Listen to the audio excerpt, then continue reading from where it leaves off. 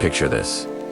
The American Revolution is over. The smoke is cleared, the ink on the treaty is dry, and the United States is born. But this newborn nation is fragile, broke, and on the brink of collapse. The 13 states are like 13 squabbling siblings, each with their own currency, their own massive debts, and a deep distrust of one another. The dream of a unified nation feels like it's slipping away. The country is a ticking time bomb of economic disaster. How do you go from that, to the most powerful economy the world has ever seen? The answer lies with one man and one incredibly audacious idea.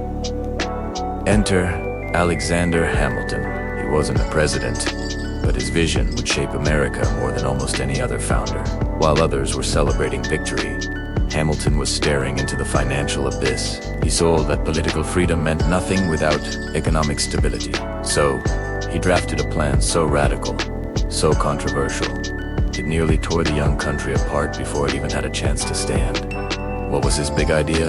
It had 3 core parts. First, the federal government would take on all the war debts of the individual states. This was cahier assumption. Imagine telling your broke friends, "Don't worry, I'll pay off all your credit cards." States like Virginia, which had already paid off most of their debt, were furious. Why should they bail out less responsible states like Massachusetts? It seemed unfair, and the political backlash was immediate and intense. Hamilton was accused of creating a new form of tyranny, a powerful central government that would crush the states. But Hamilton had a brilliant reason. By assuming the debt, he wasn't just paying bills, he was making a statement to the world. He was telling investors, both at home and abroad, that the United States was one economic entity, not 13 separate ones. He was creating a national credit line. If the federal government proved it could pay its debts, it would build trust. And trust, in the world of finance, is everything. It meant the new nation could borrow money, fund projects, and build an economy. It was a high-stakes gamble to turn a pile of worthless IOUs into the bedrock of national credit. Next, Hamilton proposed the creation of a bank of the United States, a national bank. Today, this seems obvious, but back then, it was revolutionary. Opponents like Thomas Jefferson were horrified. They argued the Constitution didn't give the government the power to create a bank. They feared it would become a tool for wealthy elites in the North to control the country's finances at the expense of Southern farmers. The debate raged, splitting the nation into its first political parties. Was the Constitution a strict rulebook or a flexible guide?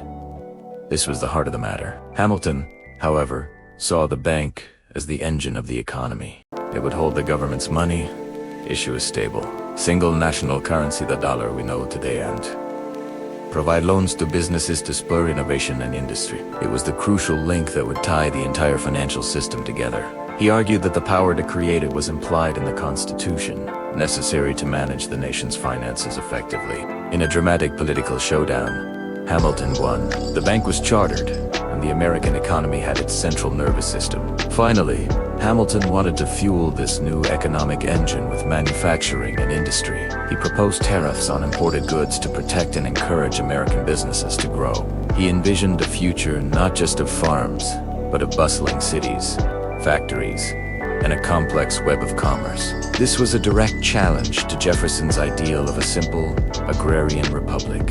It was a vision of a modern, dynamic, and powerful nation ready to compete on the world stage. So what's the legacy? Look around you.